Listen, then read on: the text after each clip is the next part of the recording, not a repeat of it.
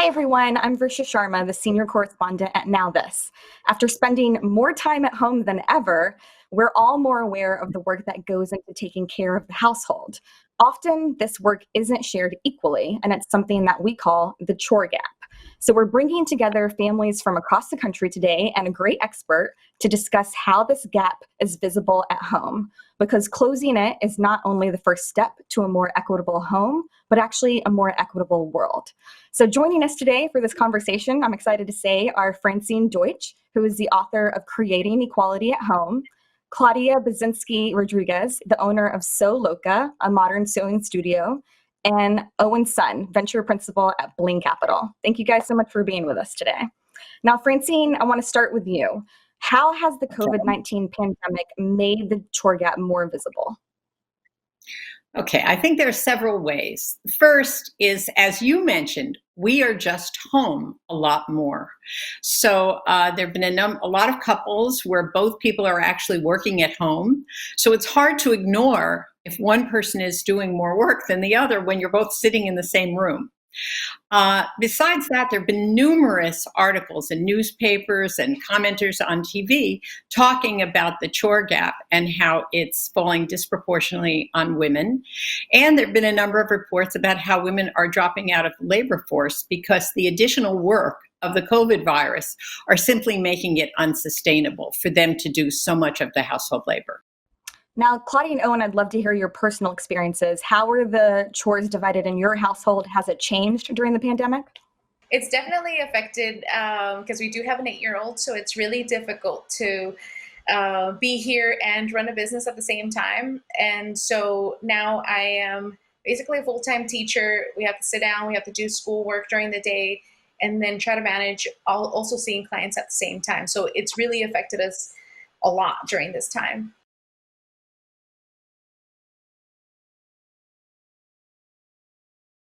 Owen, how about you? Uh, yeah, for us, I mean, my partner and I think the nature of being a gay couple, we naturally had to split things pretty evenly. If anything, we split them based on preference, and I think it's great. It works out for us really well. We didn't come into our relationship with any preconceived notions of who should do what or anything like that.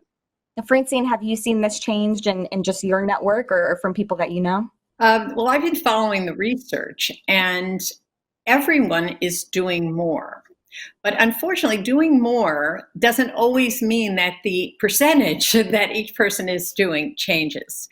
So I think there have been some families that have really moved very strongly towards a much more equal division. Yeah.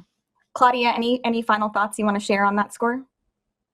I think it's like this whole experience has been awesome. Just going over with my husband about all these kind of things, and he was really surprised. And what surprised me is that he actually was like, hey, why don't we make like a list and I could do some things during this day and some things. So which was like a super pleasant surprise because he's really not like that. So I guess like kind of like knowing about the chore gap, he was like, whoa, I kind of have to step up my game and help a little bit more, which was amazing that it was actually his idea to do more things around the house.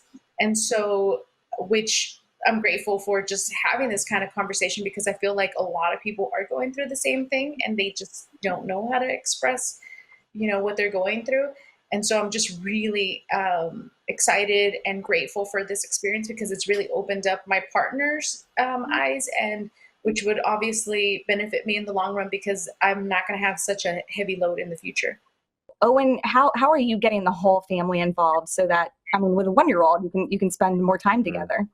Yeah, I'd say my partner's a gymnastics coach, so the nature of his work is he actually has to go into the gym and see kids all day long. He has one day off, so on our Sundays we tend to, I'd say every other Sunday, we spend time together doing household chores, probably doing laundry together, for example. And that's our chance to kind of be together as a family while watching our son together at the same time. Claudia, how about you? We basically make it into a day. Like we, since my daughter's 8, she's a little bit more independent. So I'm like, hey, it would be really fun. And she's really curious about doing laundry. And, every Sunday I'm like, okay, it's time for you to do your laundry. So sort out your clothes. And we make it into like a whole day, but obviously give her all the simple tasks that I know that she's going to be able to complete, so it gives her a little bit more self-worth. And my husband actually gets out of work on a Sunday earlier, and so we're just kind of like, hey, let's go get a cup of coffee and we'll get some energy. And then basically what we do is we end up just going all in, and we make it fun. We make it to where it's like everyone's communicating. There's no TV on. It's just music. We're having a good time. And I feel like when it's tasks that are easy to accomplish, it just makes it more enjoyable.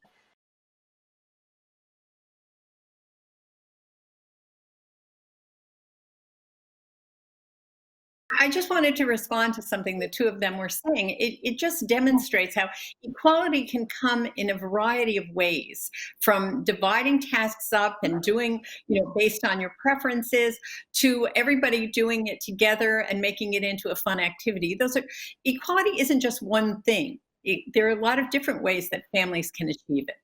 That was actually going to be my next question, which is, from your research, what are your tips on closing the gap? I'd say the number one biggest thing is communication. And when I say communication, I mean calm,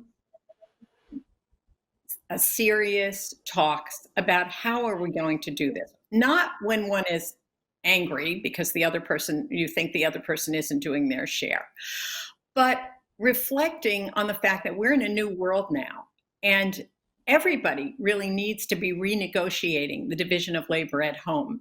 And I think being able to just sit down and not, without blaming, simply saying, okay, here's the new world.